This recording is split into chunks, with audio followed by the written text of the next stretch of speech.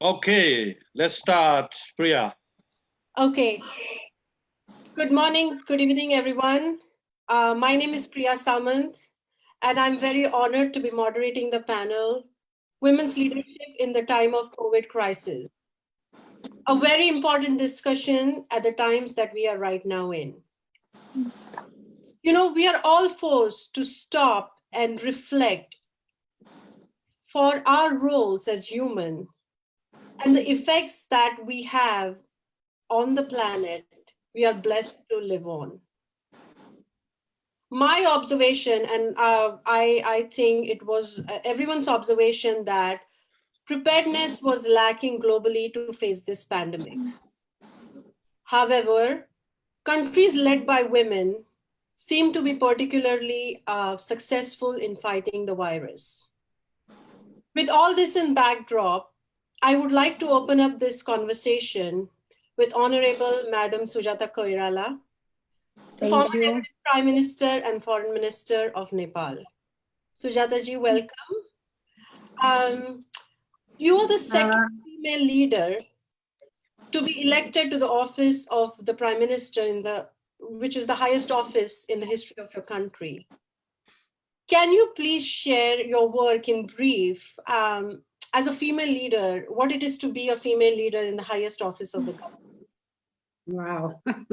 I thank you, Priya ji, moderator, for the kind introduction. And it is a great pleasure to join the web panel of global women intellectuals and UN women ambassadors to talk on women leadership during COVID-19 crisis. Well, I have been working as a social worker, and I'm also a member of parliament. And I work for the community, and we have also hospital, which plastic and reconstructive surgery hospital, and we are treating all village people. I'm a standing committee member, ICAP, International Conference of Asian Political Parties. I go to different conferences, and I'll give you a little bit introduction of this Asian political parties. The International Conference of Asian Political Parties is a common platform for political parties in Asia to exchange dialogues, views, and cooperation. Through this platform, we discuss each other's politics, economy, social, and technical aspects. We exchange our experiences through regular meetings. This is an excellent platform for all political parties in Asia to progress as a common entity. Since the COVID-19 pandemic, we are forced to hold our conferences through online. And there we have been discussing the role of political parties and the state in combating the spread of the pandemic and how Asia as a whole can cooperate together. We share our experiences of the impact the coronavirus has made in our respective countries and what we are doing to mitigate and eventually defeat this pandemic. The main intention of the conference itself was on how Asian countries could work together during such difficult times, while also sharing challenges and obstacles in our states. It helped a lot in understanding the situation of other countries and their action plan to resolve this crisis. In Asia, some countries are more prosperous than others, and some are more technologically advanced than the rest. My belief is that if we remain disciplined and united, we can overcome these tough times. The United States and Europe are badly suffering at the moment. Asia has been fortunate enough not to suffer in the same magnitude, but we are also in great trouble, as you all know, in terms of industrial development, economy, and population. Asia remains one of the largest continents in the world. Disturbances in this part of the region will impact the whole world. That is why it is more important for us in Asia to prevent and eradicate this pandemic as soon as possible. Asia's contribution to global GDP is about 42%. That is quite high. So this is the situation right now we are discussing on. And can I say some more? Can I speak more about? Yes. So I was actually going to ask you a follow-up question on this. Is that Nepal was the first country in South Asia to actually report the COVID-19 case, and it was in January where most of the world started actually taking notice of it and learning about the gravity of this whole thing. Yeah. And also, if you see that South Asia is the interest to the world for the opportunities that it brings, and especially Nepal from tourism and other trade things that it has. So, can you please share how will Nepal and in the whole South Asia emerge from this crisis? Because there's a total disruption in the speed and the scale of globalization because of this. This is an extraordinary time for all of us. Corona crisis has come to us as a global health emergency. Nepal detected the first COVID-19 on January 22nd, 2020. Majority of the corona cases have come from returnees from India or Europe or Gulf countries. The large number of coronavirus cases are reported to be imported one. Government machinery is being mobilized to monitor and regulate the open border with India. Yes, South Asia offers immense opportunities for development. Its diversity is rich and acts as unifying force to make full use of huge opportunities available in South Asia region. Countries in the region have come together. We have South Asian Association for Regional Cooperation, SAARC, as you know, to bring all countries together in one platform. I feel it is time to revive SAARC and work together, march together and cooperate with each other. In times of corona crisis, we must show solidarity, not to work in isolation. SAARC comes handy for such kind of cooperation, unity and solidarity. Regarding globalization, there is a second thought about it. Corona crisis has gripped the world and disrupted the speed. Excuse me, can I stop you for a moment just to ask you, because there's a lot of interference somewhere else, and I think because we can't hear you, I just wondered if we could maybe isolate where that's coming from before we carry on, because we're missing a lot. Somebody has the microphone on, it's not muted, and there are children talking in the back, and I can't hear what the speaker's saying. Yes, so actually... Can you unmute, please? Yeah, so the host has the control, so just keep everybody else, I will be unmuted and the speaker who is speaking, rest everybody should be muted because it's very difficult for others to hear. Right.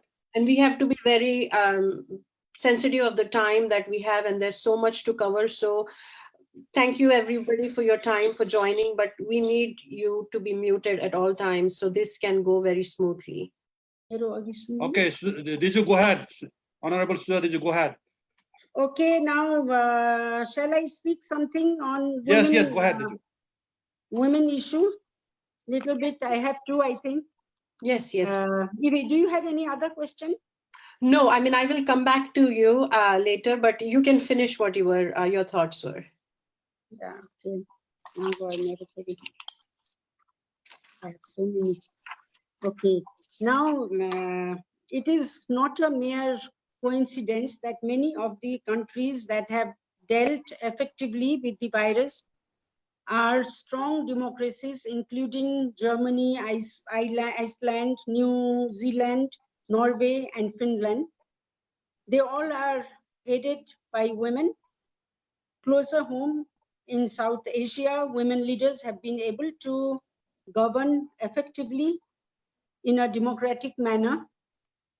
In Bangladesh, despite multiple of problems and influx of about 1 million refugees in the country, Prime Minister Sheikh Hasina has been handling challenges in her best way at this crisis time. These women leaders have been effective in containing the spread of coronavirus. They have put in place strategies to tackle COVID-19 cases. They have shown compassionate approach and close attention to the difficulties of the people. We need to learn from them and apply the best practices to better this situation here. Now, I'm worried that some of the rulers are using pandemic as a cover to consolidate power and privilege and making intrusion into personal freedom. Free flow of information, fact-based debate about policy options, the voluntary self-organization of civil society and open engagement between government and the people are vital assets in combating the pandemic. Accountability and transparency are very important. Now, I want to tell you a little bit also about Nepal. Many countries are without effective legal arrangements. Their journey should be towards full participation for women and girls in far from over. They have the lowest participation in parliaments and legislatures. Women had played a significant role in Nepal for establishing democracy in Nepal. The Constitution of Nepal, promulgated in 2015, guarantees 33% representation in the parliament. At the local level, representation in provinces and municipalities and villages, the representation is 40%. Nepal is developing women participation through institutional arrangements at the center, province, and local levels. Nepal Women Commission is the focal point for all these efforts. So we feel that women's empowerment started from the grassroots level is vital to address the challenges. We should give good education, healthcare to women, and make them participate in economics and politics. We should ensure economic independence for women. Women should be given loans to improve their educational base, health, legal, economic, and political opportunities. In some countries, at the end, I want to say last few words. In some countries, we still read news reports that women are not enjoying equality under law. Also in Nepal, the same property rights, same rights of association and mobility. They face double day taxing, employment, and full responsibility for housework and childcare. It is so painful to note that some societies are still treating women as mere instrument of the ends of others, reproductive engines, sexual outlets, and agents of a family general property. They are abused and marginalized even in 21st century. Thank you. Thank you, Priya ji. Thank you so much, Honorable Deputy Prime Minister. Thank you so much. So I had seen Teresa was here with us, but she's joining us from Brazil. So I think she has some technical difficulties, but I'll come back to her. So my next question is to Chidi. If you can unmute yourself, please. You are the most influential woman in government and business, civil societies organization in Nigeria. So we would love to learn about your work as the founder of Donors for Africa Foundation. And I would like to you to keep it really brief, maybe a very high level, 2 minutes. And then I want to go into the question with you, with what actually is happening on the ground with women and the COVID crisis. Thank you so much, Priya. It's a pleasure to meet everyone, and all protocols duly observed because of our time constraints. My name is Chidi Coldsweat, and I currently lead activities at Donors for Africa Foundation. And basically, we work with leading government agencies, philanthropy organizations, nonprofits, impact-driven institutions, and then private sector companies as well, to advocate for increased financing for the Sustainable Development Goals on the continent. So far, we have trained about 400 nonprofit organizations. We've raised in funding about $349,000, and we continue to reach an average of 15,000 people weekly. And literally, our messaging is, if you cannot empower the organizations and the institutions and the individuals leading change on the continent, how can we say we are doing any work targeted at the nonprofits, targeted at the Sustainable Development Goals? So that's just me in summary, and that's my life work at the moment. Thank you, Priya. Thank you. So Chidi, my question is, Nigeria was very successful in combating the Ebola virus in 2014. Can you please share, during the Corona crisis, how are you working with the governments and the leading organization to implement change at the grassroots level? So our the very core of the work started off as a sensitization campaign. And then with the government launching the victim support funds, we were able to get a few of the indigenous organizations we work with to receive palliatives and also disseminate within their immediate communities. Now, because these NGOs have been working in the sector for a long time, they are more aware of who the most threatened individuals or households were in those communities. And when they became part of the victim support funds, or when they received the victim support funds, they were able to disseminate those palliatives to those families at the grassroots levels. Something else, again, that we were able to do in terms of a more senior or a more leadership perspective was that we began to collate key information, research on the current trends around COVID-19. We were predicting what we should expect to happen, especially in the nonprofit sector, right after COVID-19. So post-COVID, what was going to be the reality of a lot of us on ground? And how can we prepare nonprofits or impact-driven organizations for these new realities? So while we were conducting this research, we focused on issues around peace and global health, education, even for children who were living with learning disabilities. How is it impacting nutrition for families and access to food and those healthy alternatives? How is it impacting businesses, and what were the possible solutions? How can tech come into play in the work we do to improve some of our commitments towards the SDGs, as well as preparing us for post-COVID-19 situations? So this particular report is being collated and should be announced at the end of May 31st, which is basically saying this is what we believe the government should do going forward, preparing not just nonprofits, but also sector leaders to prepare for the post-COVID-19 realities. That's what we've been doing so far. Thank you, Priya. That's really amazing. So my next question is to Dr. Queen Blessing. Hello, thank you for joining us. And so we are very much, first of all, interested to learn about your work as the founder of GEM, which is a very, very beautiful word, a global empowerment movement. So please let us know what it is all about. Yes, thank you so much for organizing this, Priya. We really appreciate this. We need this, we need to keep engaging ourselves on these very important topics. Yeah, GEM, Global Empowerment Movement, is the organization that I founded in 2015 and is accredited by the United Nations ECOSOC. So I do quite a lot of several events at the United Nations, advocating for the empowerment of women and youths. especially with a focus on single mothers and their children, abandoned single mothers and children.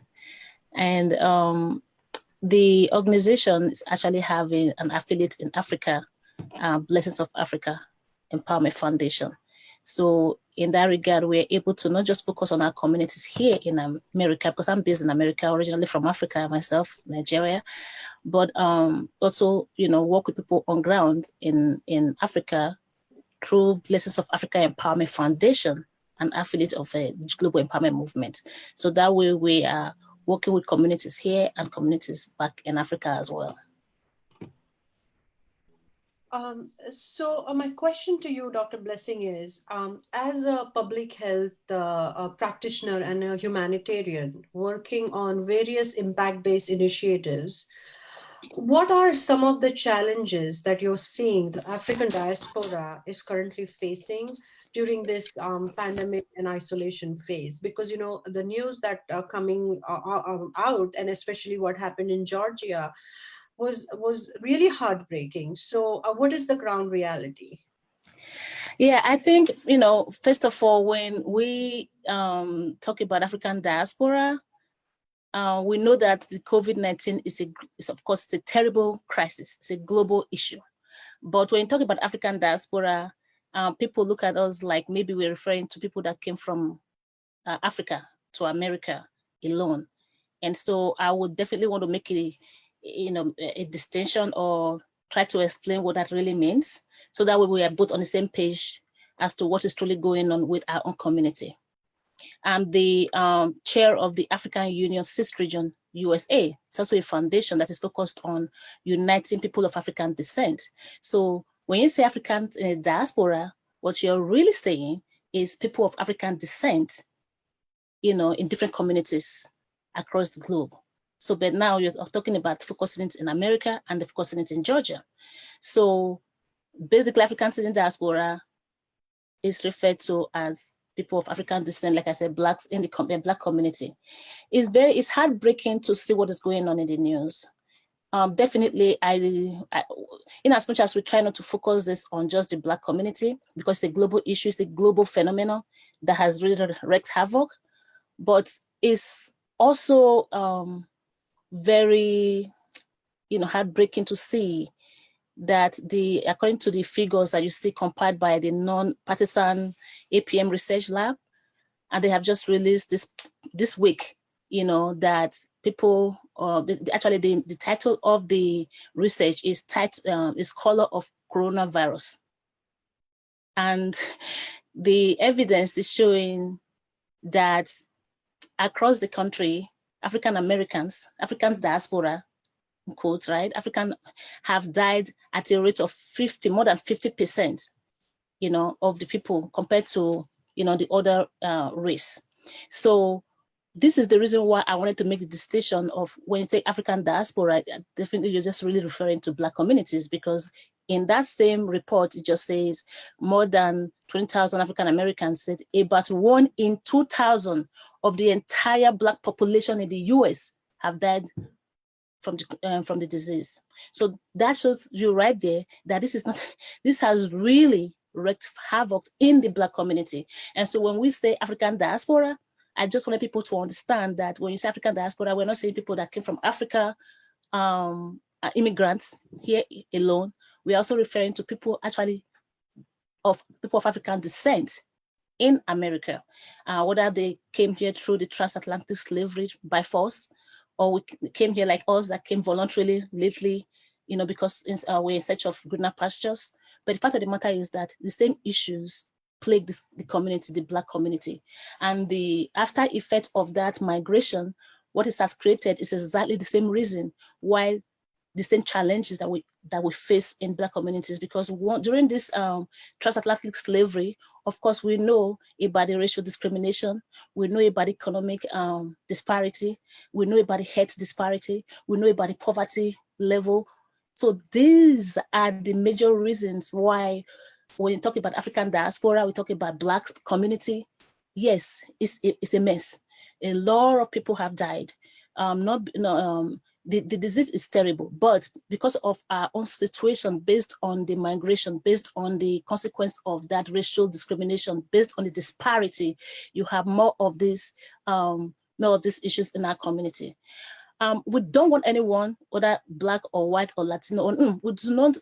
One person dying is a problem already. We do not want anybody to die. So, but again, when you look at the disparities in the community, the challenge is great. So this is why my focus has always been empowering our community. Global Empowerment Movement empowers people in different communities. We have people from Asia as well as part of our organization. But I also know that when we focus on developing communities in different countries, in different areas, like in Georgia, for example, developing communities here. Even in America, I often say when I talk about developing communities and problems of poverty at the United Nations or in Africa, people often ask me, they don't seem to understand that we have the same issues here, and poverty is really at the peak right here. They don't seem to see that when you're talking about poverty in Africa, for example. They look at America as, you got it all going, you got it all together. But the fact of the matter is that poverty is poverty everywhere. It's the peak at which it is here is now being exposed during this COVID, that even here in America, even here in Georgia, just like other communities, Black communities, really have issues with this economic development. And we know, many of us feel like it is the transatlantic slavery, the brain drain from Africa, and people trying to struggle in different communities is what has created part of this. But that is where my focus is.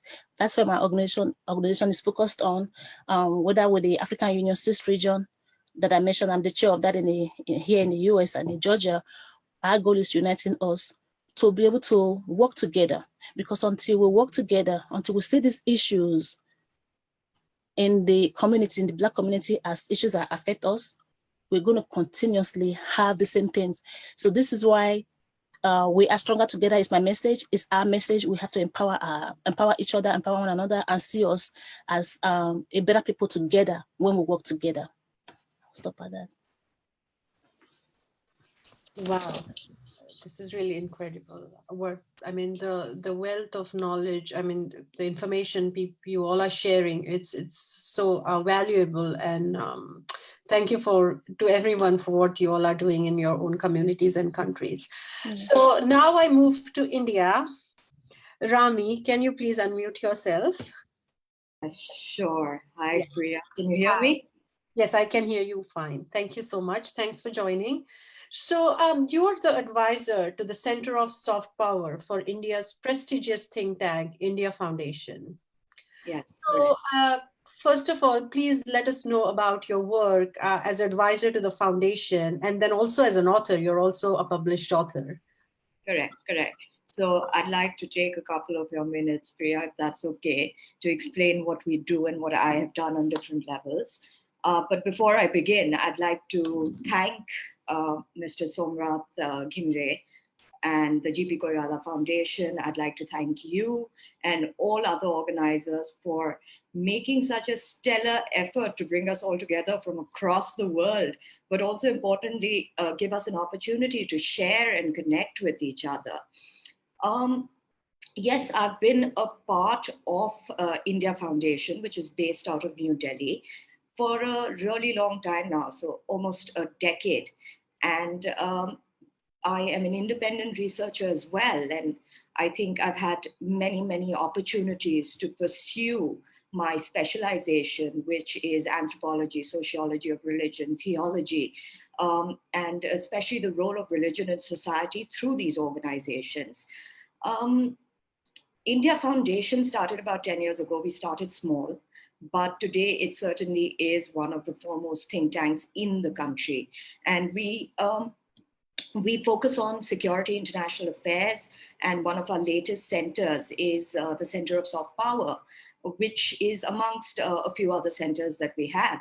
Of course, we've managed to create this wonderful fraternity through the foundation, which includes intellectuals, politicians, academicians, and mind you, politicians from across party lines and across the world.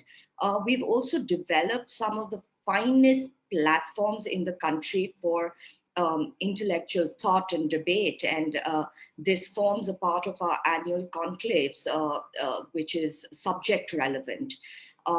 These conclaves bring in people again from international walks of life. And the recent one was in February. And maybe if anybody wants to know a little more, you could Google India Ideas Conclave, which we are in our 6th edition. I am today the advisor of the Center of Soft Power, which is a part of India Foundation. It is one of the first centers of its kind in India, and it focuses on a field that's picking up very quickly across the world, and that's soft power.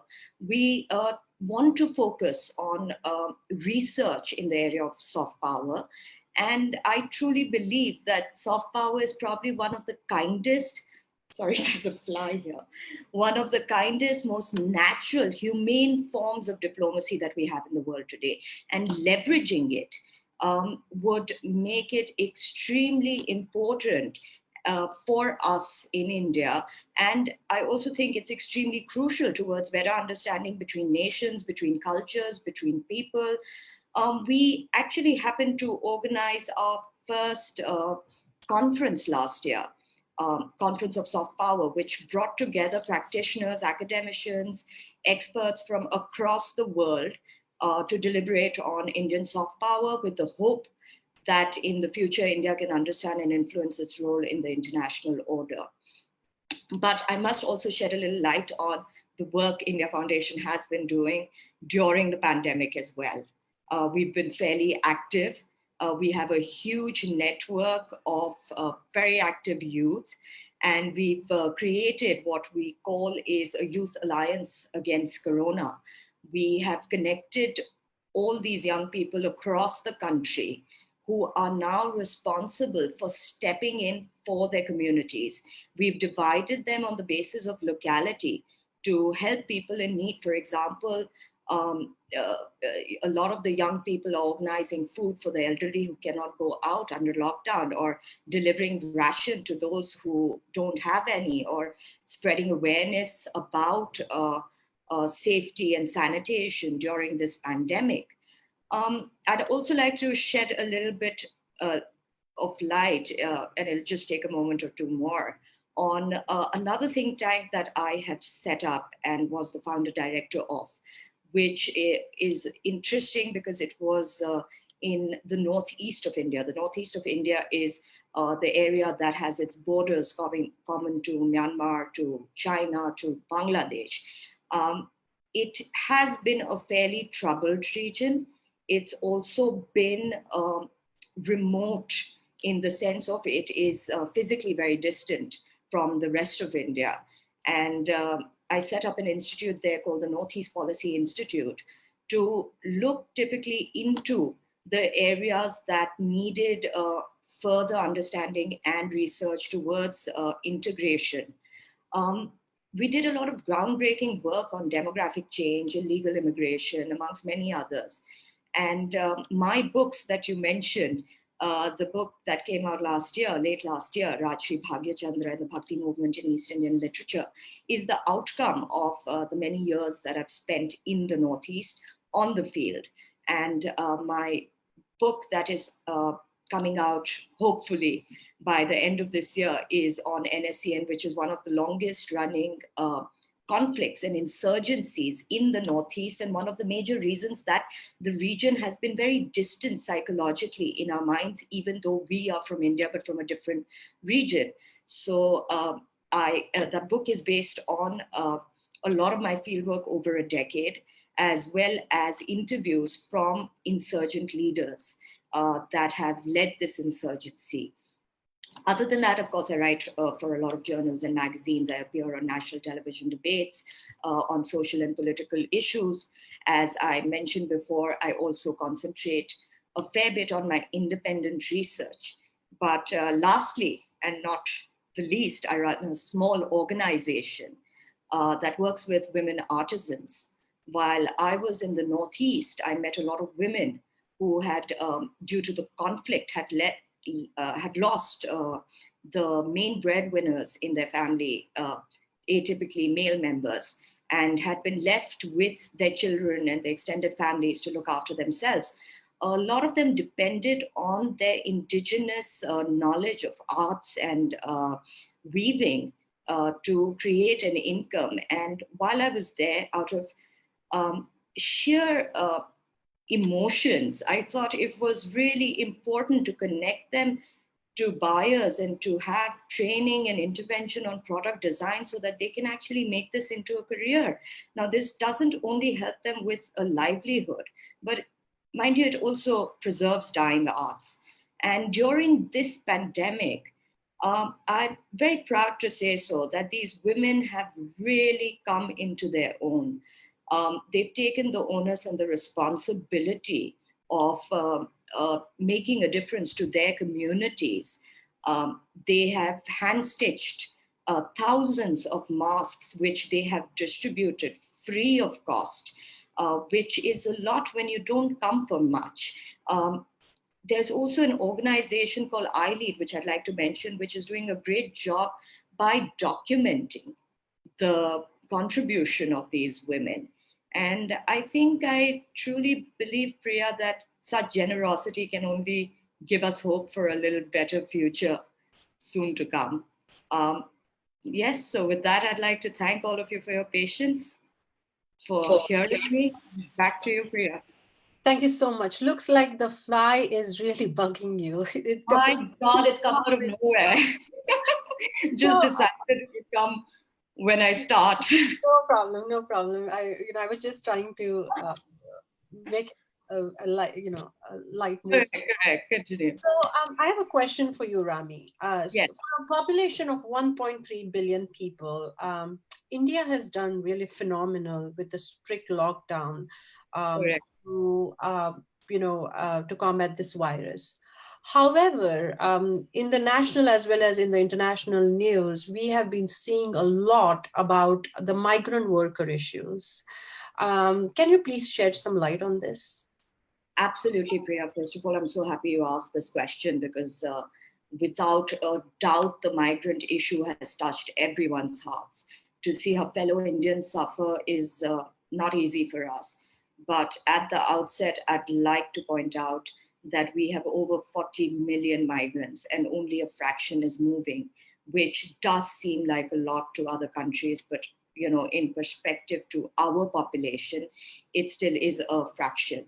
But more importantly, we also need to question if it is a result of government apathy as projected by some media, which I have seen, or is it the cost of pandemic politics?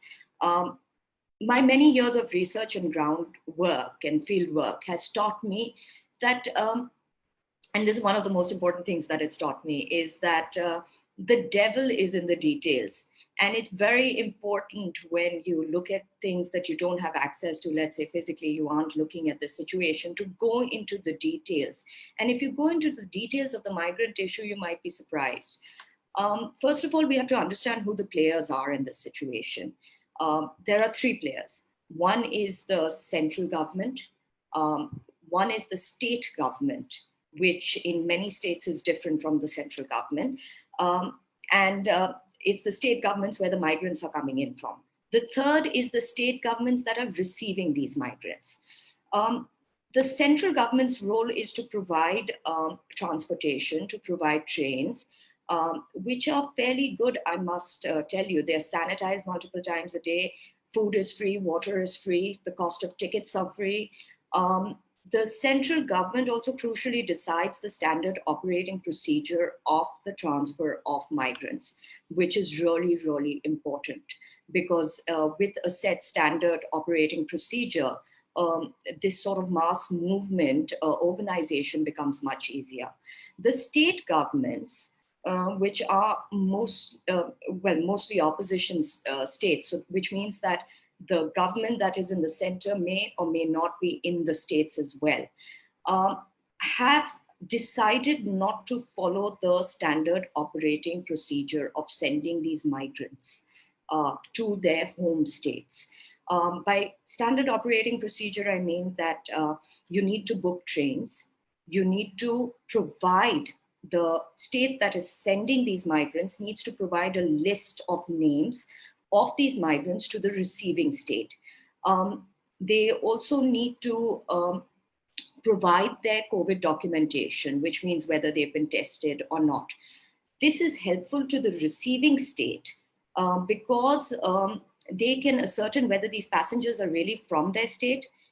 They can organize quarantine facilities, they can organize food, they can organize accommodation, they can organize transportation further into their villages, because these states are very, very large. In addition, the central government offers approximately 1,200 trains a day. Opposition-run states have consistently booked far less trains compared to states of the same party at the center. I have checked the details. The difference is huge. You'll be surprised. And I'll give you an example. For instance, Uttar Pradesh, which is run by the same party that is at the center, has booked over 800 trains to bring migrants back, and to ferry them up and down. But opposition-run states like Rajasthan or West Bengal have only booked about 19 to 30 odd trains, whereas the majority of the migrants are coming in from these states.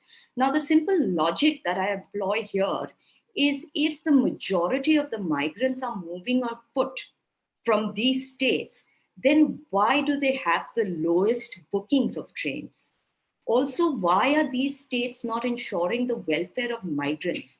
You see, when the lockdown was announced, the central government made it very clear that states are responsible for the migrants. By being responsible means that migrants have to stay put in their states.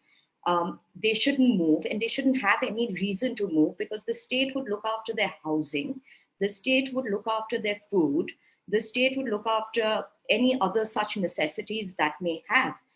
My guess here would be that it makes for great visuals. It makes for great visuals of a nation and a government that is losing control.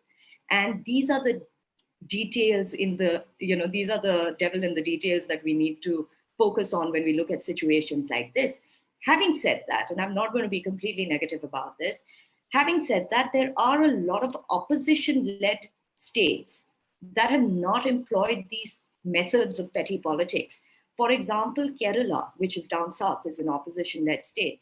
It has risen above petty politics and has looked after their migrants, wherein they're not moving. They, once you give them their basic necessities, they really feel no need to move. And if the few that are moving, Kerala has been very responsible, and it's booked their trains in a timely order. It's followed the SOP. It has sent details to the receiving states. I understand at times like this, one needs to come together and be united.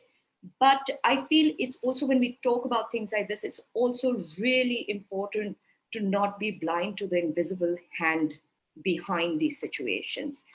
I know I have a time limit on this, so I would like to say, Priya, if you have any follow-up questions, I'll be happy to answer. But if anybody would like to delve into this further, I'd be happy to discuss this in private as well. Thank you. Thank you so much, Rami. I mean, each one of you, the conversation that's coming, I'm definitely sure that, the audiences and, this recording will further be, live, will in everybody's networks. There will be a lot of follow-up questions, and I'd be very happy to share that information. So now I would like to go next is to Jani. She's one of the, incredible woman I had the opportunity to know in 2016, where we both were advisor member to Secretary Clinton's tech policy team. So Jani, thank you so much for joining. Thank you for having me. Yeah, absolutely. So first of all, I would, our audiences would just like to know about your work. What is the title Vice Chair of the Asian Diversity Council? What are the primary responsibilities that stand for? And then I will actually go into the question that I have in respect with the virus. Sure. And again, thank you for including me on such a distinguished panel. I loved hearing what everyone had to say before me and what everyone will have to say after I speak.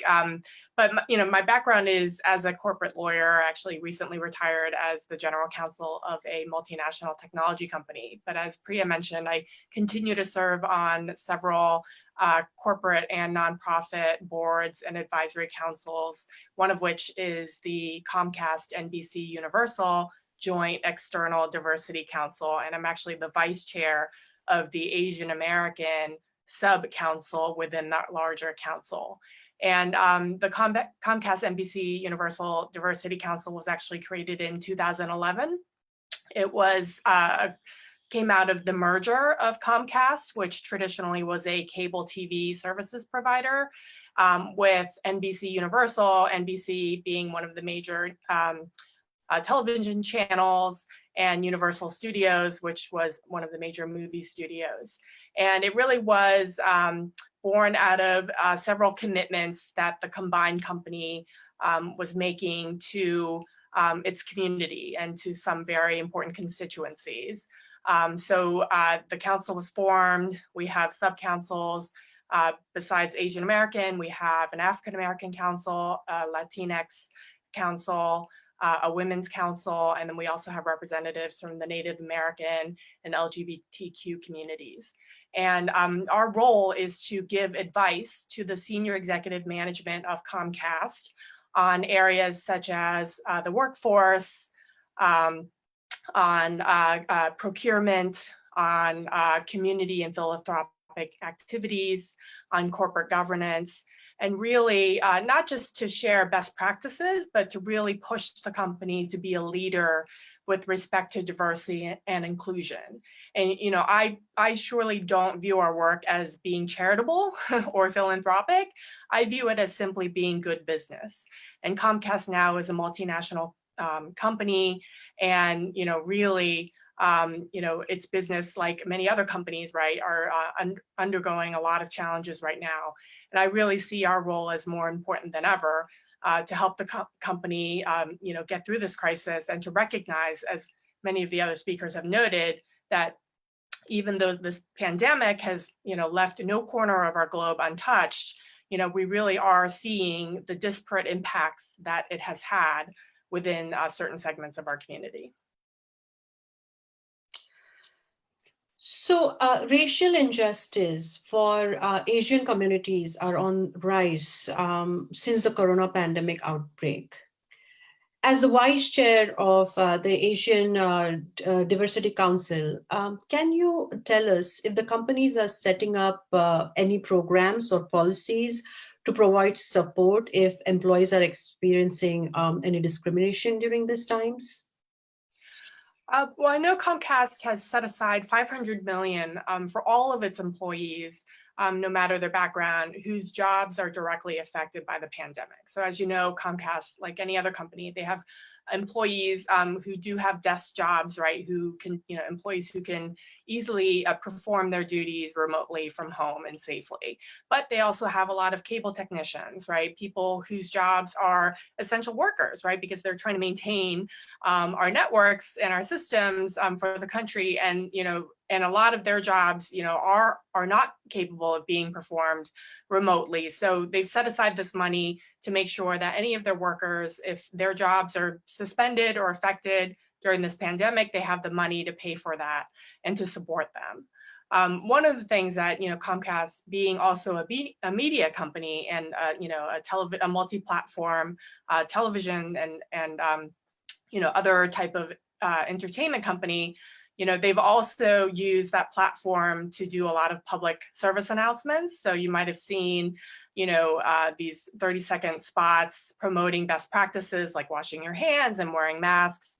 And one of the things that our council, along with executive management, successfully pushed NBC to do was to expand those efforts to address exactly the issue that you brought up, is that Asian Americans, in addition to suffering the economic and the health impact of the pandemic, have also been the victims, right, of blame, right, for, given the origins of the virus from Wuhan, China. So They've actually, most recently did a virtual town hall on NBC Asian America, highlighting this issue. They made, it known that ever since we started tracking self-reports of attacks on Asian Americans, there have been close to 2,000 self-reported incidents since mid-March alone of attacks on Asian Americans. And also beyond that, right? Beyond turning, beyond raising awareness and even turning incidents like that into a spectacle. I'm sure you guys have seen, viral videos of such incidents of hate, but also trying to educate the public that it's not enough to be aware, right? Every one of us has an obligation as a bystander to step up and really try to intervene if something like that does happen in front of you, and how to safely do so. And how as a community, right, it's not enough to condemn those types of violent acts or hateful acts, right? That we have this common responsibility to step up in the moment, stand by the victims of those incidents, and let it be known that you also will not tolerate that kind of behavior. So, and to model the right type of behavior. So hopefully, that type of programming, and we've seen other channels now devote quality time, news segments to reporting on these incidents, and also, how the public should react if they should see something like that for themselves. So I think that's Comcast using their unique position to be able to put out that kind of programming to shine a light on it, because I think, without that kind of coverage, I think it'd be easy for people to dismiss that as a phenomenon that we should be worried about. Thank you so much, Jenny. So my next speaker guest is Rubaya. Can you please unmute yourself? Yeah, sure. Hi. Hi. So Rubaya, please let us know about your work as the founder and the executive director of ASHA, what it stands for, and then I will dive into the question for you. Oh, thank you, Priya. Thank you so very much. During this pandemic and lockdown, this is, besides the topics, this is a unique opportunity of meeting all these great women leaders of the community globally. I'm so grateful to you and Somnathji for arranging the whole thing. And it is a means and way to express our concern that we are facing right now. So thank you once again. I would say that ASHA stands for Autism Society Habilitation Association. We are a small organization, nonprofit organization. We are focusing on mostly South Asian community who has a child with autism. So we know autism is a great spectrum disorder, but when we are actually facing a unique situation where we are a migrant community, and with a migrant community, we have our challenges financially, culturally. On top of that, we have a child with autism, with a disability, developmental disability. So that gives us an even tighter situation or a unique position where we are not accepted or we are a kind of cornered in the society. So our organization is focusing on bringing out this community and assimilate them with the mainstream community. So that was our focus. And so what many challenges our families are facing, like language, cultural disability, cultural differences, so and financial, of course. So those are the things we address. We create awareness among the different societies, different cultures, and we try to bring about all these parents and the children so that they can have the equal platform to express their thoughts. Towards that goal, we bring about different seminars. We bring about different speakers to talk about different issues.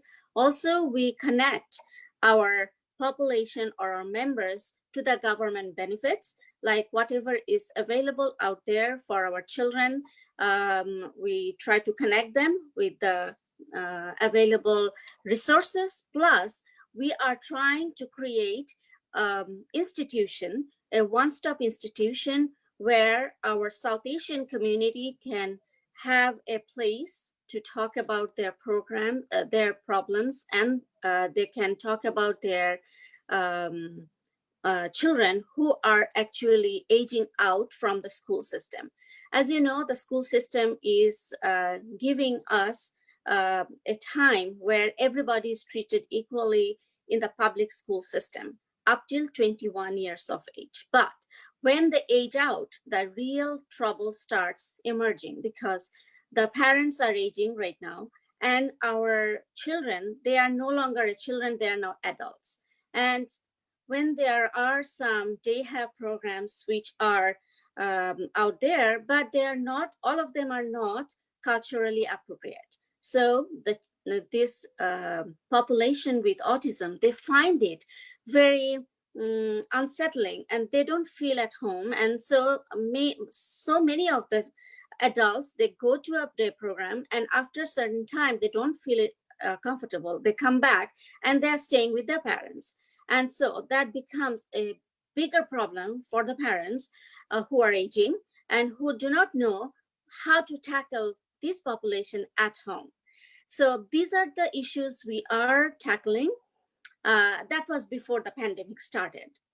And now with the pandemic, we are in such a desperate situation.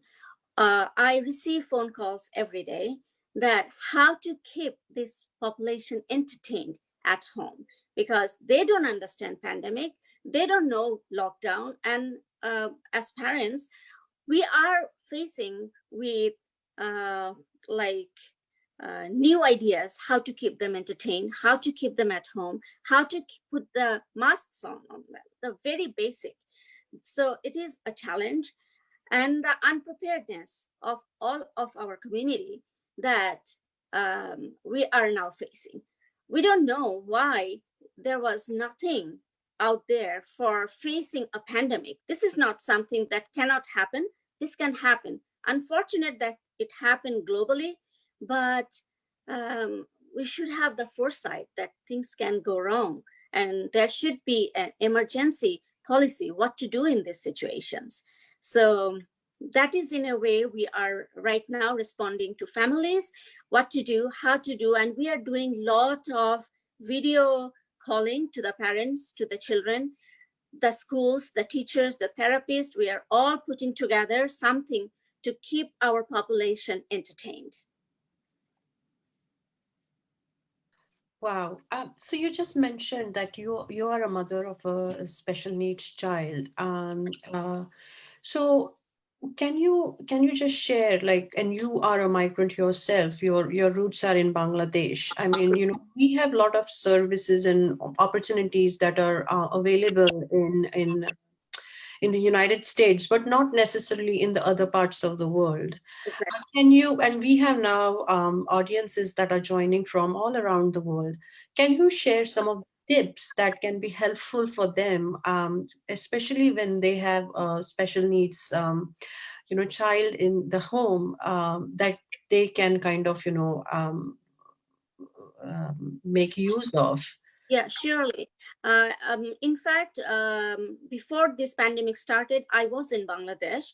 And in Bangladesh, I was actually looking into a couple of organizations who are really working with children with autism, with developmental disability. So in Bangladesh, I should point out that the lack of awareness was there before, but right now, due to the governmental policy, it has becoming a greater awareness all over the community. And so what they're doing, couple of good things in those Asian communities is the family unity, and the families are very well connected. So the support comes from the family first. So if I saw that the families over there are more sympathetic, or they are more united, even in quarantine times. they are having more people to support the parents with their children. So that is one thing good, but there is other things like financial crisis and also available resources. That is lacking on those community, I should say, because people, the level of poverty is very high. And when you have a child with autism and with a lockdown, you are at home, your financial crisis is at a point where you have no other way but to go out to for your financial needs. And when you are going out, you are exposing yourself. And when you are coming back, you have a child who doesn't understand, he doesn't understand quarantine. They want to come very close to their parents, and that is a threat. So I should say that this kind of situation needs to be addressed, that how we can keep this population separated from their parents, or to create a system or create a support group who will look after this population while the parents are outside for their livelihood. I think that is most important right now. Thank you so much, Rubaya. So my next question is to Julie. Julie, can you please unmute yourself? Hello. Hi. Hi. So Julie is joining us from the UK. Thank you so much for joining. So first I would like you to introduce yourself, and then I'm going to go into the question. So Julie is a very successful recording artist, and we would like to hear her journey from being done recording with George Michael to being an educator first. What is that journey like? Well, I mean, I've been involved in the music industry for 40 years now, which is scary because I'm only 12. But yes, it's really, I've had so many incarnations because really, essentially, I'm a singer-songwriter. I started off singing jazz very young, and then I've got my own label. I started a licensing company, publishing, and I've also taught all the way along. And when you're an artist, a musical artist, you have to find ways to make money lots of different ways. So you also become a bottle washer, and whatever happens to you becomes part of your whole experience as an artist. And that's good. And I was also a single mum all the way through that time. So yes, I have worked with some amazing people, but it's just been a really long road as an artist myself in developing a teaching system, because through the voice, I realized that the spirit is manifest in the voice, and that can apply to everybody. And so I've gone basically from being somebody that taught because I was an artist that taught what I believed was something people wanted to hear, to realizing the value of it was something very different than where I started. So yes, I started off in jazz, ended up working with George Michael for a very brief time, and lots of crises happened at that time. And the music business has been through an incredible crisis in that time. But for me personally, I wanted to deal with this on a very personal level. This is why I've just come in the middle of that, because when we're talking now, we're talking very much about, you know, the global effects and all of the things we're talking about. For example, you know, the racism, all of these events that were happening anyway before the pandemic, the sort of like the light that shone on it. And what I've been talking about all the way through since about last 12 years ago, I had a personal health crisis, which made me have to really reevaluate everything I did before in terms of the way I worked as an artist, how I worked as a teacher, and how that impacted other people that I was teaching. And the music business has basically been in crisis through a mental health crisis for some time now. And through my own desire to find ways to go into recovery myself from the personal experience of chronic illness to the mental health, the inevitable mental health issues that came from that, I wanted to try and sort of bring ways to understand it through collaboration with other artists as well that I was working with. So with an organization called Help Musicians, we've been really focusing on what's happening with musicians. Before the pandemic happened, we were already in a crisis where we realized that musicians were 3 times more likely to be suffering from mental health crisis. In America, it's 50% more likely. You know, there's 50% of musicians reporting severe mental health crisis. And there's just, it's a very fragmented business. It's not even something you can get hold of anymore. All the major institutions are not there. It's more a discourse than the music business. So we have nothing to hold on to and to go to for our care. There's nowhere that has a duty of care for us. So my work has been about trying to find ways to bring other interventions, mental health interventions, that are actually useful on a very personal level through everything we do, and to try and do something different. Because the reality is that even though lots of people are talking about, just talk about your stuff, bring up the mental health stuff, there's no actual resources at the end of that question. When you say, I am suffering, I need help, there's no resources there, because it's been same everywhere globally, massively underfunded, fragmented mental health services that are just taken to breaking point. And so we have to look at this. I mean, because I was talking about it in terms of the industry, like the GDP provided by the entertainment industry in Britain alone is something like 8%. Do you know what I mean? It's huge. And yet that's not putting anything back into the health of the people that are producing the intellectual property that makes the profit for that industry.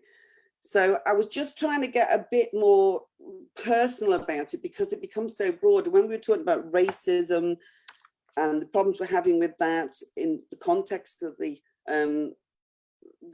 virus and what's happening with the pandemic, I wanted to say what's happening is I think it's sort of amplifying all the issues. It's not that we didn't know that, but we sort of almost were blinded to it. And this sort of reflective period where we're looking at all those issues in sort of under a microscope and really beginning to say this, we've been sort of closing down to it because it's been so overwhelming. And now we've got no option but to reflect and look at all the individual issues that are going on. And for me, there was already, we've got to sort of step ahead, because in the music business, we already knew we had a crisis on our hands. We already knew we had to start thinking about other interventions and other ways to work. And one of the things that's come across is the absolute requirement for collaboration and full interaction with each person, you know, because unless we are really committed to that, we can't make any differences. We've got, like, in a year's time, if you're suicidal now, in a year's time, we might give you 6 lessons of CBT or well-being training. This isn't working anymore. And the difference to the pandemic is it has brought with it, it basically follows, the mental health crisis is trailing behind the pandemic in terms of the veracity of its incidents, like the reported mental health crisis and the suicide rate is basically following exactly, and it's got a tail behind it, and it's going to have a much longer, far-reaching effect after the pandemic is over. And yet it's the one thing we are not investing in. There's nothing, even, we're only just beginning to talk about that, and yet that's actually much more of a crisis, because all of the issues we're talking about, whether racism, whether movement of immigrants, what we're going to do about every crisis we have. We all know about the intersectional events that impact those. But what we're saying is we've got another whole layer of trauma and mental health issues that are impacting that as well. And we can't simply put that aside and say we deal with mental health separately. We deal with this separately. We all have to come together and say this is a global pandemic. It's followed by a global mental health pandemic. And what are we going to do? We're not going to just talk about talking about it. We've got to invest in it, because we're going to have non-productive people.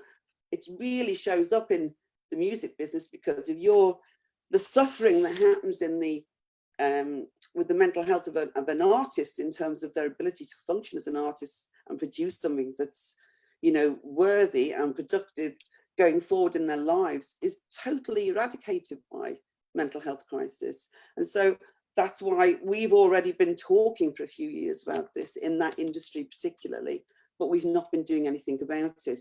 And so I found it really interesting that everybody's talking about the issues, but really we're just amplifying what we already were working with, aren't we? We already knew all these things, and what's happened is it's under a microscope, and what do we do? It's different. So really, yes, I'm an artist first, last and everything, but through teaching and through having chronic illness myself, it led me to understand something of what we need to do now. And being able to share that, I find it really interesting that we're talking about the same things we've all been banging on about for ages about, but they're really amplified, and we can't, there's nowhere to run and hide anymore, because we're forced into reflection and forced into making very solid decisions about where we're going to go forward with our lives, you know. And I'm actually quite excited about that, in between being freaked out a lot of the time. So really for me, it's about finding new ways to deal with the mental health and the spiritual health of everybody going forward, because if we don't deal with that first, nothing else is going to emerge, and nothing's going to change about those things that we're talking about, you know, because it has to come down to the individual.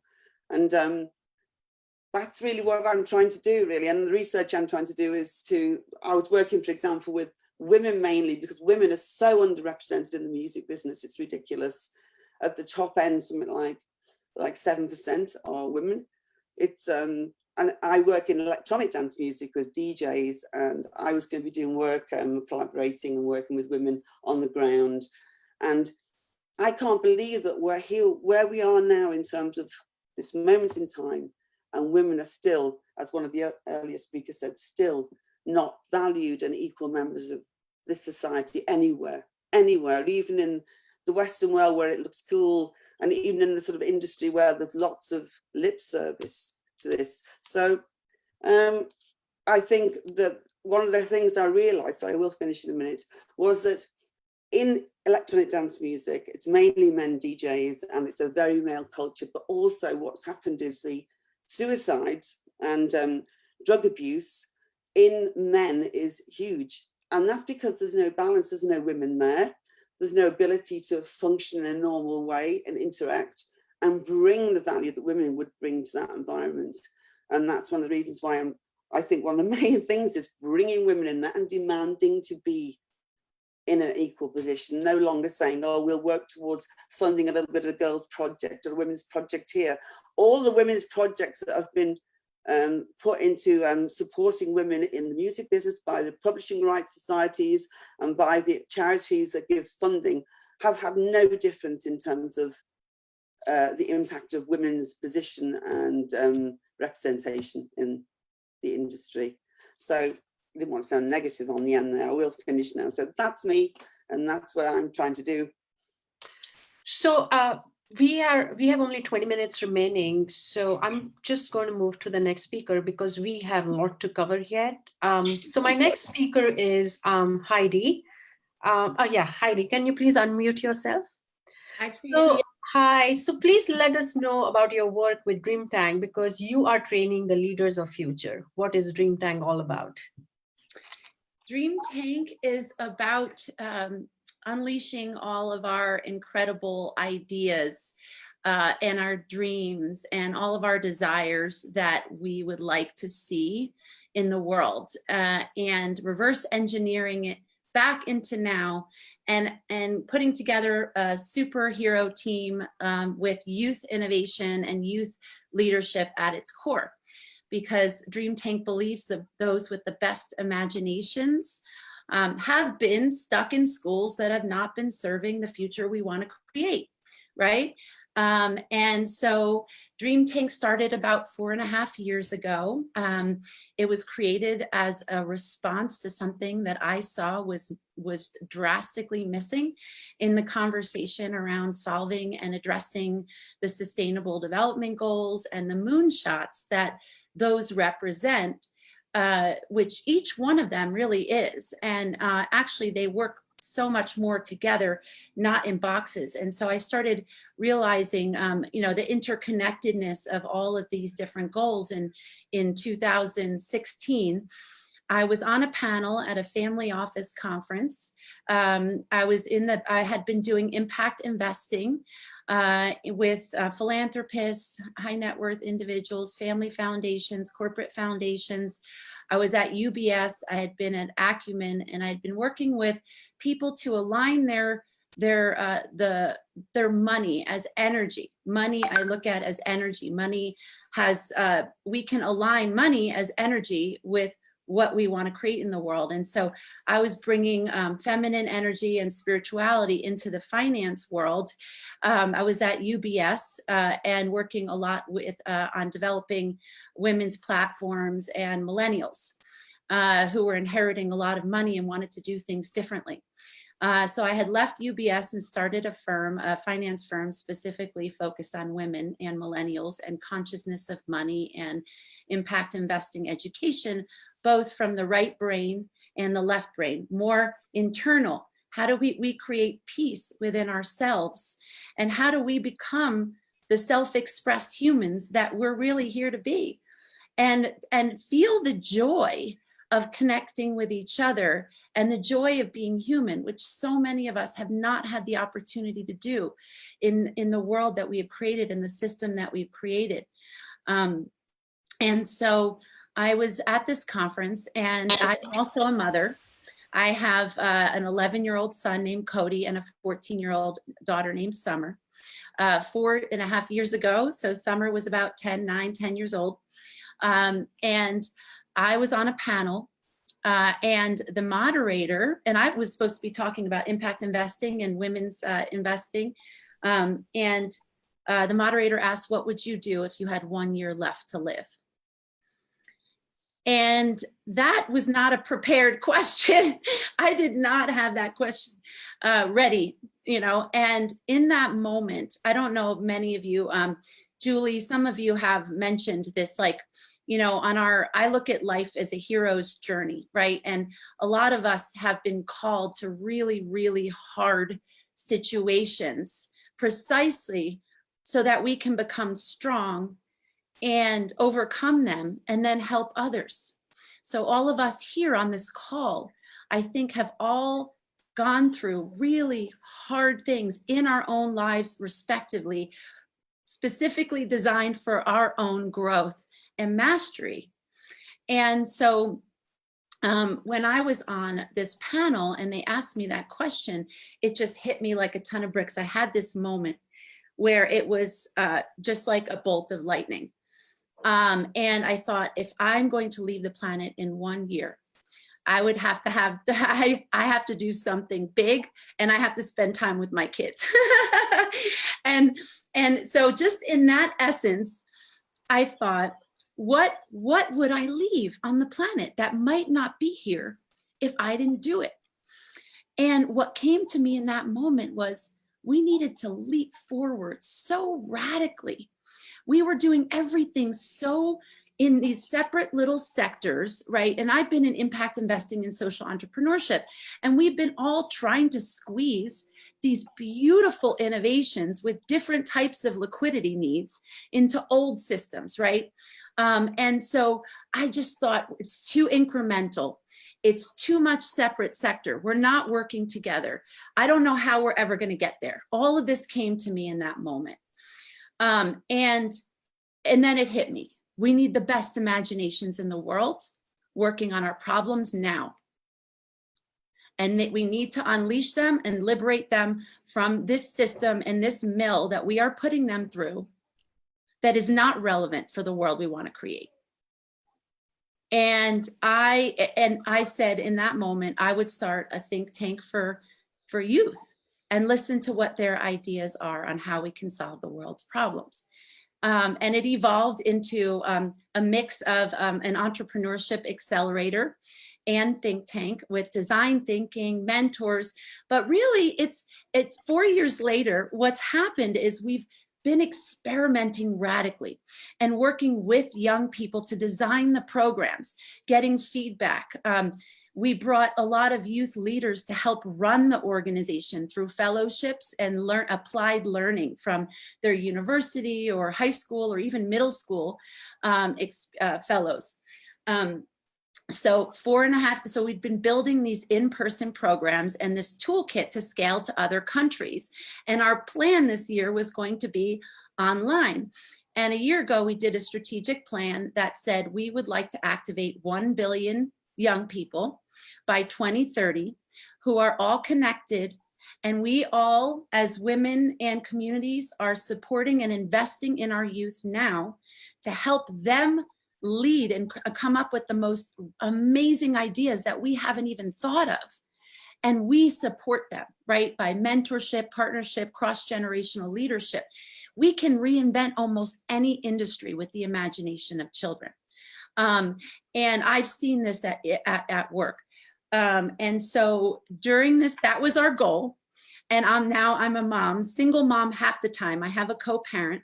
So when my kids are here, mom, cooking, cleaning, house stuff. I mean, all the things you have to do, plus the teaching, plus everything on top of it while trying to run this organization and look at how to pivot it. And I had just gotten back from Davos where I met you, Priya. And this was in February where I started to realize what was happening with the coronavirus right after Davos. And so we had this goal. We thought we were going to start creating an online curriculum a little bit later this year. Again, get to 1 billion in 10 years. People even thought that was crazy a few months ago that I said that. Now, coronavirus presented a portal. That's the way we look at it. It's a portal. And what we did was we said, let's see what the youth would like to do during this time. They're home. They don't have a lot of activities. Their parents are running around with trying to figure out how to survive, how to pivot their businesses, how to make money. They're confused. There's mental health challenges. There's actually now have been suicides of really young people, which is a travesty of epic proportions. And they're sitting at home just doing this mindless stuff. And honestly, the online schooling, I'm going to say something really bold, and it might offend some people. I'm not going to say it any way other than love. I've heard this from many, many, many young people, right? And teachers are trying so hard, right? But these young people are seeing this and saying, why are you trying to squeeze stuff that I will never use for the new world into an online format, right? Why are you trying to make me do algebra that will never be used in the world? Budgeting, financial literacy, entrepreneurship, all those things, that's what they will use, right? So now I'm not debating education. I'm just saying that we owe it to our youth to take a stand and say, we will not go back to business as usual. We will not go back to school as usual. We will not go back to artists not getting paid as usual, right? We will create a world with this new digital economy and unified community, which I have seen the walls break down. We have been able to reach, the doors have been flying open. This incredible youth team has been running a global online design challenge for young people. And your son, Anshuman, is one of those fellows. He's amazing. I can't believe that, I can believe the genius of these youth, but I have a feeling with when all of you here get a chance to hear what some of these kids will be doing. We're doing a collective impact summit on June 5th. I would like to invite all of you.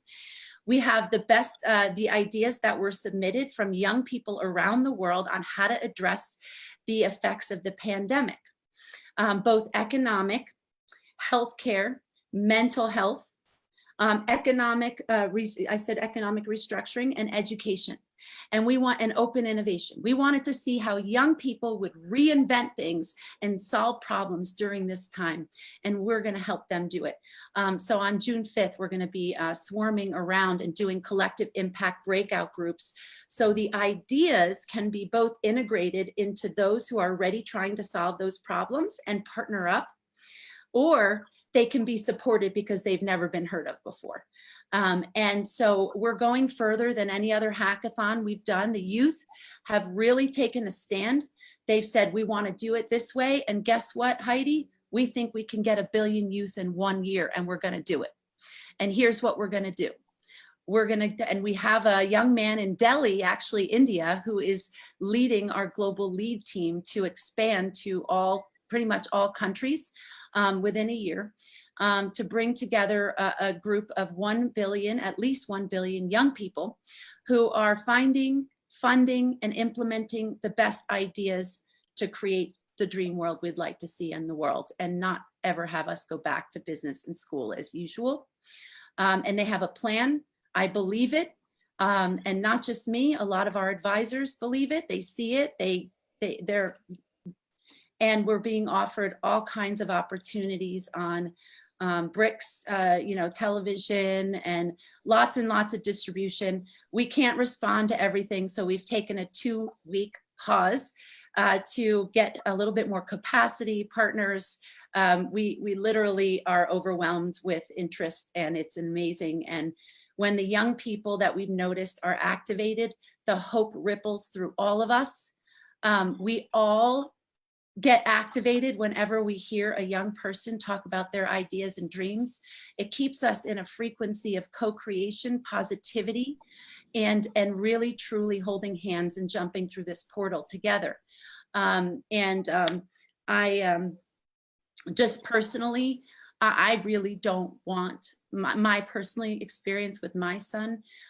He is so smart and started creating music on his own during the time that he was supposed to be doing online school.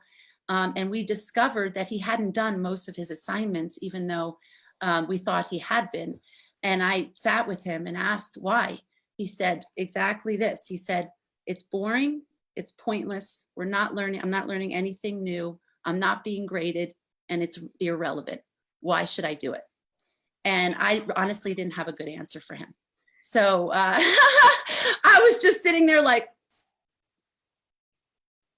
oh God, like laughing, and to myself, like, oh, not laughing, it's funny, not funny. So I'll just close with that right now. I'm very excited, and I'm interested in partnering with everyone here in any way possible. Our youth team has been messaging me, some of who are on the call, a young woman leader who's created a telemedicine program for the entire country of Uganda, which is really exciting. So sorry, I'll stop. Yeah, thank you. Thank you so much. So I want to cover the youth because they are our future, and we have only 5 minutes remaining. So I hope that I will be able to give the closing remarks. So I want to invite very quickly Himali from India, Himali Rawat. Are you unmuted? So Himali, very quickly, you are a second-year medical student, and you have actually, this pandemic has made all the medical students practically doctors. This is a practical, opportunity for you to do everything hands-on. So quickly tell us, because I want to go to our last speaker as well, who is a rising freshman.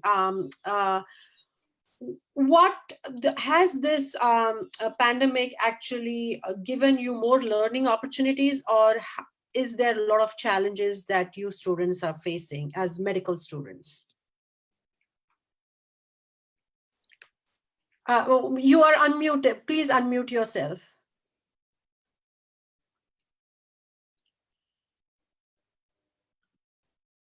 Mr. Gimre, can you unmute her? We cannot hear her. Okay, go ahead. Mr. Gimre, please unmute her. Yeah, go ahead. Am I audible? Yes, I audible now?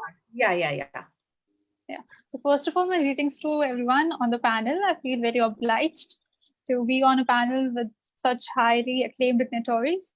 In the COVID-19 pandemic, medical education has been hit hard. In countries like USA and India, the medical students are not able to go to their colleges, and we are not able to use our potential to treat patients. While in countries like Italy, the medical students have been rushed into workforce, and they are practicing as general physicians and are able to treat people. But there are also positive aspects of this. We are using our lockdown period. We are attending online classes. We are giving online tests. We are getting more knowledge, reading more books, and applying those to help other medical students as well. We are creating digital medical literature, which helps other students. And as a medical student who is not able to treat patients now, as of now, the biggest responsibility is to educate our family, our friends, and our neighbors about the corona crisis, because the fake news is in plenty in social media, and that's creating a ruckus around. And that's how we are helping currently. So thank you so much. I would have loved to delve more into and ask you more questions, but I want to cover all the speakers. So my last speaker is a rising freshman and a very talented young youth leader, Aditi. So Aditi, what would have been a very busy, socially active time for you? Your age group is all in lockdown. So was it a problem adapting to this new change, or has it been very effective for you in order to plan for your future? Well, first, I'd like to just say thank you for letting me be on this panel. It's really inspiring. I'm about to enter college, and it's really great to see all you women leaders and how far you've come in your careers. And going back to your question, it certainly has been quite a difficult social time for seniors in college and seniors in high school like me right now. A lot of our events are going online, such as our graduation. But I think the more pressing situations for us right now would, like we've touched on already, would be relating to education and the economy. So a lot of students, such as myself, it's been more difficult to find financial aid to go to colleges. Especially because a lot of colleges right now are in deficit, at least in America, and a lot of students are, or their families are in economically not the best situations as we could have hoped for at this time.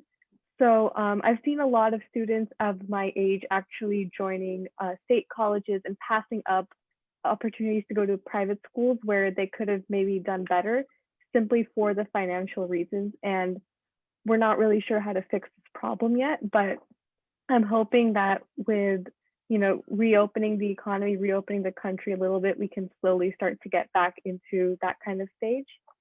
And also, I've noticed a lot of things with education, how right now a lot of our school things are optional, and I think Heidi touched on this really well earlier.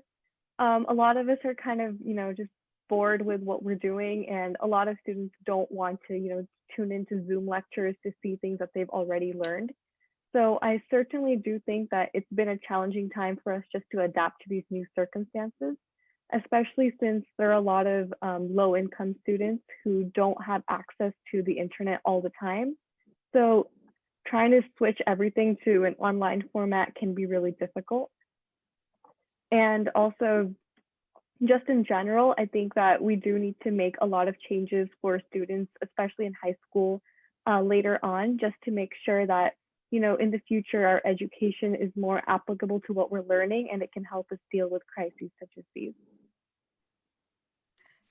Thank you so much. So we are actually over time, but since this Zoom meeting is still going on, I would love to give my closing remarks. But before that, I would like to invite Mr. Somnath Ghimre to just give a few words, like a minute or so, to just give some remarks, because this entire panel was coordinated and hosted by the GPK Koirala Foundation. So thank you, Mr. Ginre. Please, in a minute or so, give your remarks so then I can give my closing remarks. All right. Thank you, Priya ji, for your great moderation of this historic women leadership in the crisis of COVID-19. Thank you so much, all the speakers and participants, that we got a lot of information and knowledge to share among all people around the globe. So on behalf of GPK Foundation, our chairperson, former Deputy Prime Minister and former Foreign Minister of Nepal, Honorable Sujata Koirala, and myself, the President of GPK Foundation America, would like to thank you all from the bottom of our heart for this great event. And I hope all of our women, including men, learn from the great opinions, great views, and suggestions of our respected women leaders they have presented in this forum. So again, I would like to thank Priya ji and our team and all the sponsors who supported us in this situation, in the crisis of COVID-19, how to defeat, especially women leaders, women power is very important because they can negotiate any arguments in the crisis when we need. So thanks again. I hope all you stay safe and healthy, and let us defeat this COVID-19 all together as soon as possible. Thank you. So now I will give my closing remarks, and thank you everyone for joining. So we heard from leaders from US, India, Nepal, Africa, and then we had participants also guests from all over the world. What I have learned and I've always seen is that women are better in managing crisis than their male counterparts. Because, our approach is transformational, never transactional. We show empathy, we show compassion, we show care. That's very important. So if we want to survive and, we want to thrive, we want to make sure that the women voices are heard. Because there are a lot of uncertainties that the entire world is facing. But the way women lead, the future is female. So thank you everyone for joining. It was a great session. I thank you all from the bottom of my heart. Thank you. Thank you. Have a good night. May we take a picture together because we're making history here. Yes, Thank you, everybody. Now you can unmute yourself because, now it's like we are in the green room. We can talk. And does we have permission to post everyone's pictures and tag you? Yeah, I hope so. If you would like to share your LinkedIn so we can tag you, or Priya, you'll do that. But I would love to stay connected. This is historical, all of you. I am so inspired. Yes, from my point of view, I am honored to meet you all the leaders. Thank you for sharing all your unique work, and please keep in touch. And I'm seeing your boy. Okay, everybody take a picture, do something fun. Okay. All right. Have a good one, everyone. One of our women leader from New York joined. Great connecting with Malini everyone. Saha, can you just say a few words, Malini Saha? Okay. Unmute your phone. We have still 2 more minutes left.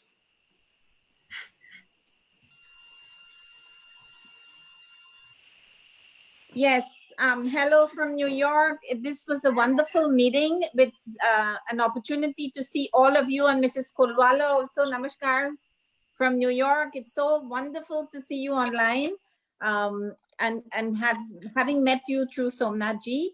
We are going through a devastated crisis right now.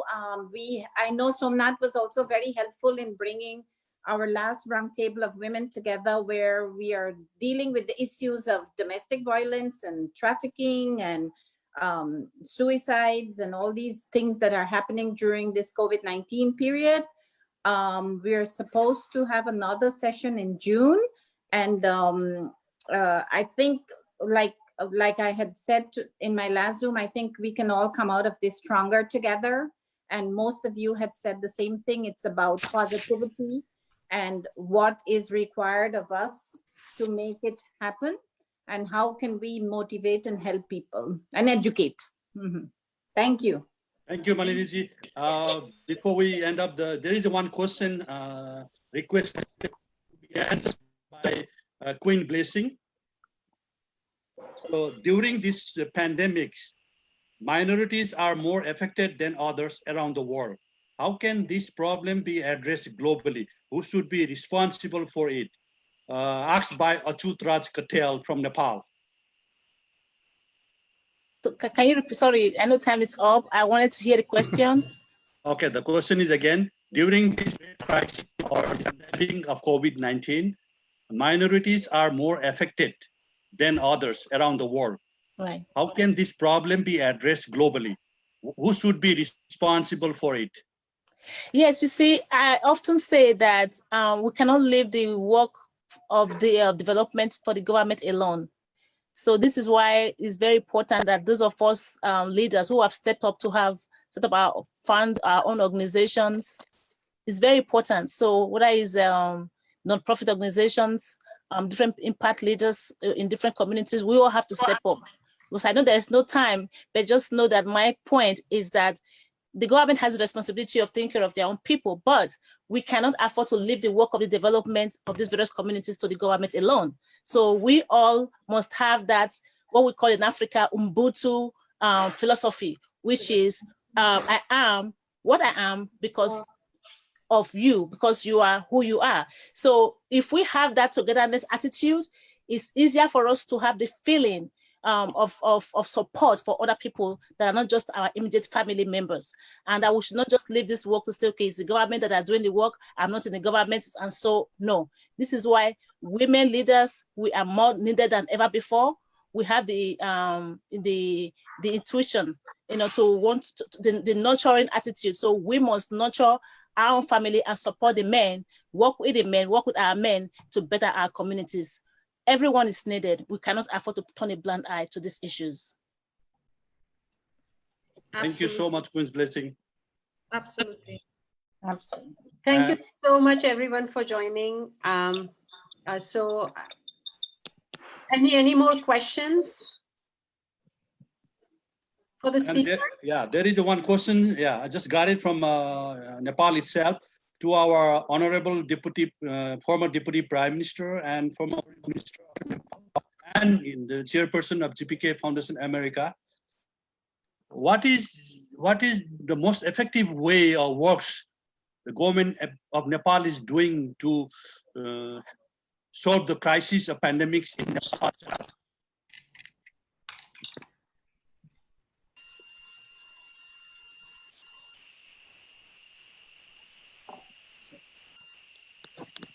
This question was for the chairperson of GPK Foundation America in Nepal, and honorable deputy former deputy prime minister.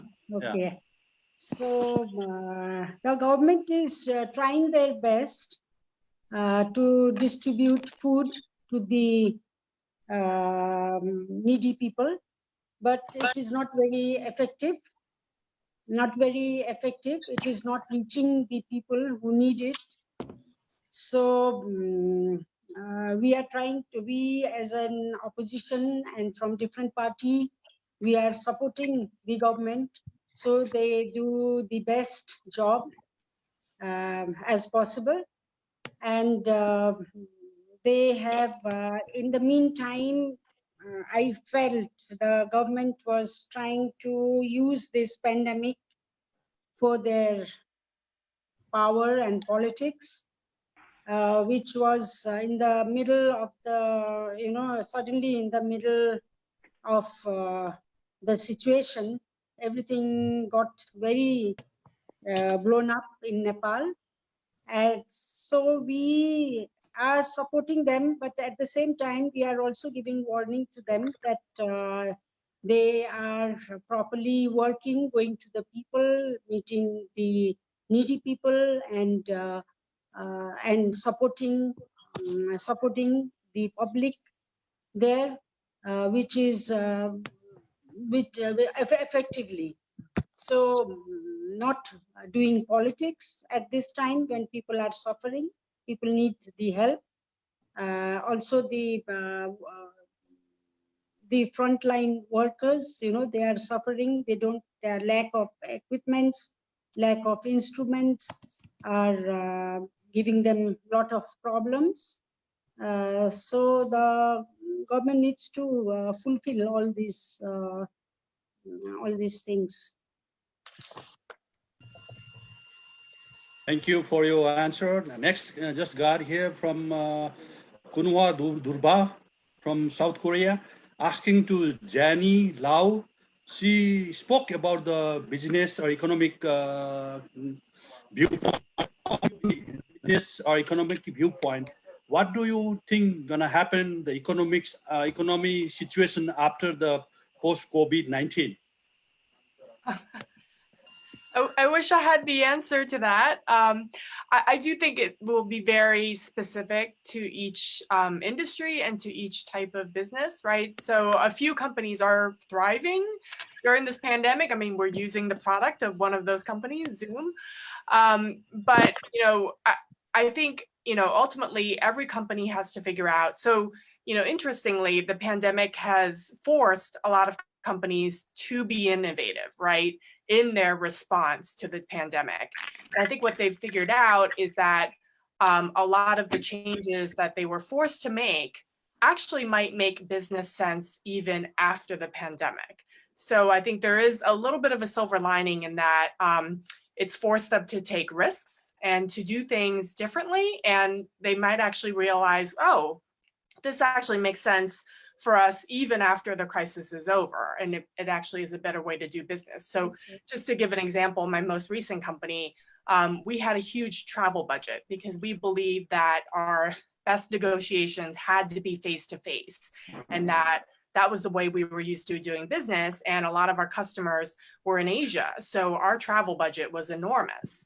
And of course, once everything shut down, you couldn't really do business that way anymore. And then they realized, oh my gosh, we're actually still able to negotiate deals and get business done without meeting face to face. And they're actually saving a lot of money in terms of travel expenses. So I'm hopeful that there will be, there will be a silver lining. There will be a lot of lessons learned. But right now, I mean, I think so many companies are just in survival mode. They probably don't have the luxury, right, to learn those lessons just yet. But we will get through this. It just might mean that a lot of companies will look a lot differently, operate, differently. But maybe those changes are for the best because, as someone else mentioned, this will happen again. And hopefully, we won't be caught as flat-footed because we've been through it once before, and we'll be able to, our muscle memory will be there. We'll be a little bit more agile. We'll be able to, make the changes that we need to make much more quickly and hopefully at less cost to human lives as well as economically. Thank you, Jenny Liu, for your answer. I just got another question from Nima Lama from New York to Heidi Kupari. What do you think gonna happen in the education policy post-COVID-19 that you had mentioned about the algebra as an example, that our children, our kids can learn through the virtual learning? What do you suggest post-COVID-19, the new or whatever your idea about education policy? Well, my idea is that the youth help design their own education system with us, and that we support them and get the best experts to back up how, I mean, most industries where you have almost like 90, there's a lot of research that shows, I don't know any young person that actually says that they love going to school the way it is every single day. And this thing has propagated, right? So I think that why not give them a chance to help design their own education system? They know technology better than any of us. How many of you have asked a younger person to help you with technology, right? Many, right? They a lot of them were born, you know, even in the most remote areas, people have phones. And the younger people in a lot of cases are very adept with the technology. So let's give them a chance to design their own education system based on the world we want to all create together. So that's my recommendation, is that this group of youth leaders partner up with all of us, and then we can, and they can change, go implement and create their own system while we're all at home together. And that I don't think that it's going to be effective going to government and saying, we want you to change the education system, but we need you to figure it out. We think it's going to be more effective if we say, we want to change it and we've designed it and we have a whole global partnership around us that want to change it together. And you don't have to even do that much. We're going to use market forces, entrepreneurship, cross-sector collaboration. We see it problem solving as more effective in lobbying, also with legislation, than an old way of being right and wrong, right? A lot of times negotiations and things break down when somebody's needs aren't being met, right? So for example, you can't tell somebody, this is an example of collective impact that we talk to the kids a lot about, and the young people, is an example in Costa Rica where they do unsustainable palm oil practice, right? And the environmental community says, stop, you're polluting, right?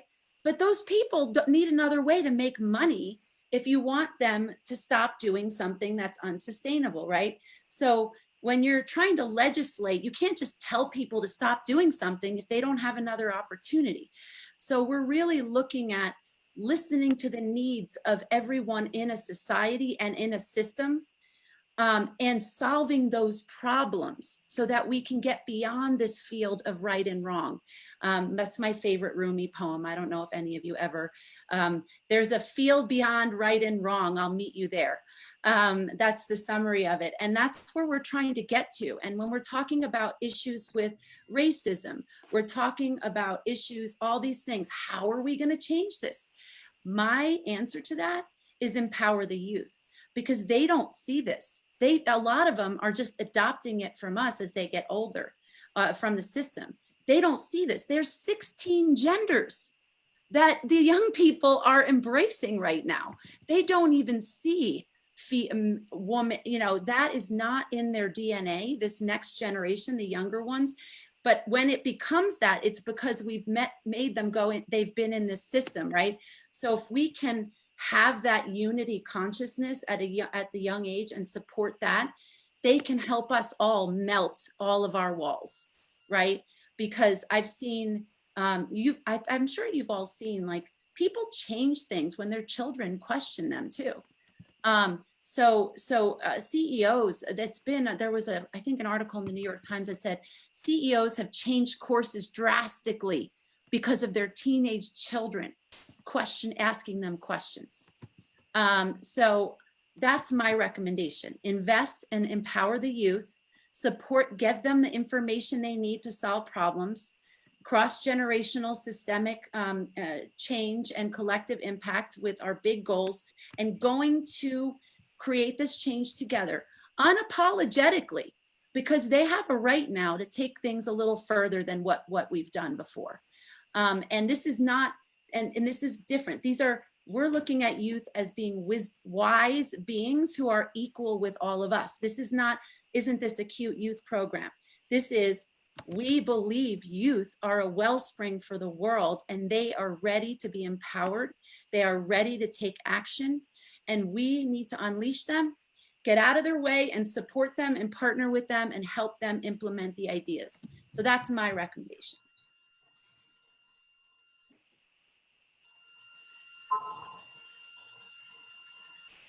Oh, I don't hear you. You're on mute. Mr. Gimre, you're on mute. Sorry. As Priya has earlier requested me to extend the time, so I requested extended time till 1 p.m. here, so it's more. And this is the last question that I received from Africa to the, let's see.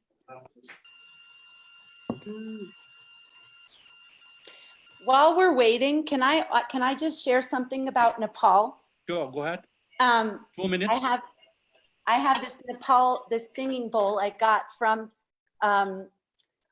Patant Square, and I was in Nepal, and one of my most incredible experiences that led to the creation of Dream Tank was in Nepal.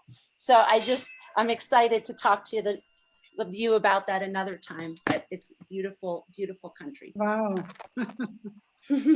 I start a lot of our sessions with that Nepal singing bowl. So, I think from Africa, Kenya has asked for donors for Africa. What is your plan disruptive of this pandemic post COVID-19 to defeat in African Union? Okay, so my response would pretty much be that this is no longer time for nonprofits to just be nonprofits and seek assistance from government. I think it's no longer business as usual. What COVID-19 has done for us back home is to expose the gaps and the lapses that are in operation presently in government. So both in our healthcare system, both in our educational system, both in just literally supporting businesses back home. So what I think nonprofits should start doing post-COVID-19 is to ask government to become more accountable. I think it's time for us to move past just running nonprofit organizations to actually becoming advocates for change, systemic change. Why do we have a mental health bill that is not yet signed into office, right? I mean, after 13 years, you have presented a bill to the House, but you still torture people who are living with mental health issues and they don't have access to mental health care. So we need to begin to hold government more accountable for certain things that they are supposed to have done and they are yet to do now that there is post-COVID-19. Something else I wanted to mention was innovation. What COVID-19 has shown us is that we can no longer do business as usual in the nonprofit sector. How do we include innovation, technology in some of the solutions that we offer to government or that we offer to humanity, right? How do we begin to include more technology? I mean, if you look at the work of some people that I know, Rendra Foundation that is providing financial facilities to women in rural communities. How can the government ramp up such interventions, especially in communities that are not reached? How do they ramp up interventions in the ecosystem of sustainable development, especially for communities that are into sustainable health and lifestyle? So I just really believe that this is the perfect time for us to transit from just being nonprofits to becoming advocates for change, systemic change, and especially change that can be replicated in the long run. That would be my recommendation. It's no longer time to be quiet. It's now time to say, what is government doing with the budget? Why do we have 6% allocated here? Let us hold government accountable and move from asking for funding to demanding accountability from government and our representatives. That would be my recommendation. Thank you. Another question for 2 minutes left to Rami and Desai. What has the population or what has the government of India planned if there is any crisis for hunger post COVID-19? Well, I think the government of India is very well prepared. We are in excess of food grains. And I think that is not even a near possibility at this point, because we have so much of food grains in storage that we are actually worried that it may go to waste. So I don't think that is really a possibility. But I can tell you what the government has done during this pandemic to ensure that everybody is fed. To bring to your notice, India might not have a woman that leads it, but India does have a finance minister that is leading the world's 5th largest economy and the 2nd largest population. And her budget for pandemic relief reflected the empathy that comes with being a woman. So, for example, the ration the allotment of ration that people below a certain income group get was doubled by her. Not just that, the ration that women get was doubled, because she obviously knew that if women were empowered, the woman would also in return look after 4 to 5 members of her family. Not just that, gas cylinders were made free for 3 months while we would be under lockdown. Gas cylinders is what they cook on. As well as for 3 months, money was put, free money was put for 3 months to tide them over the period of lockdown where they would not be in employment. So I think what India had done with its ration as well as with its sensitivity towards its population has been commendable. To add to that, it has also doubled the loans that self-help groups run by women have access to. So I think at this point, we are extremely, extremely happy. And post-COVID, we have 10% of our GDP has been allotted in a huge relief package that has come from the government. So I think at this point, we have absolutely no worry about being at a loss of food grains, to the point that dependent on the region that you're in, the free food grains that have been doubled, you will have a choice of which food grain you would prefer. So depending on the region that you're in and what your preference is. Thank you. So we will have the recording available, and I will share it with everyone, all the speakers, and if any attendees want to go over it and have any questions. So you all have my information or Mr. Gimre's information. Feel free to reach out if you have any further questions for any of the speakers, so that can be followed up. With that being said, thank you very much for your time, and good evening, good afternoon, good night. And lastly, I would like to request our honorable chairperson of GPK Foundation and former Deputy Prime Minister and Foreign Minister of Nepal for her thank you. Thank you, Somnathji. Thank you. Thank you. To all the participants on your behalf, can just a note of thanks.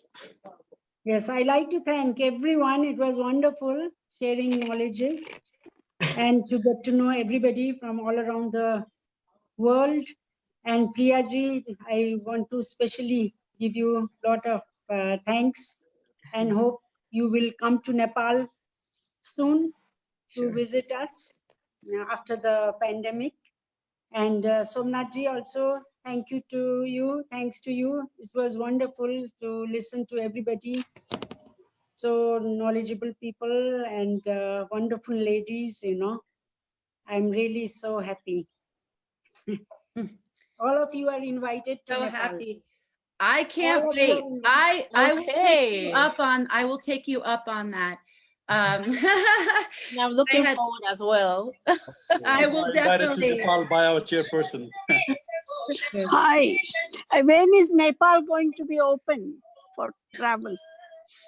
Well, we have, I don't know, it's so uncertain. Everything is uncertain. It is likely to be hit hard in Nepal.